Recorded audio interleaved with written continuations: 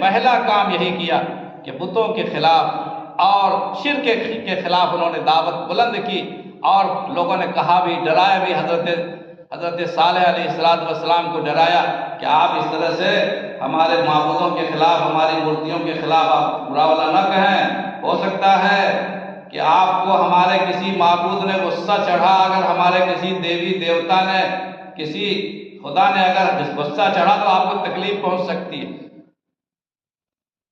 पकड़ लेगा आपको। तो हज़रत सालेह अलैहिस्सलाम ने ऐलान फरमाया कि कीदूनी जमिया सुम्मा ला तुनज़िरून, तुम सब मिलकर के मेरे खिलाफ साजिशें करो, तुम सब मेरे खिलाफ तदबीरें करो, मेरे मारने की तदबीरें करो, अब मुझे मोहलत ना दो एक जरा भी। मैं किसी से डरता नहीं हूँ, मैं सिर्फ अल्लाह से डरता हूँ। हज़रत इब्राहीम अलैहिस्सलाम को भी ऐसे लोगों ने किया, आग में डाल दिया।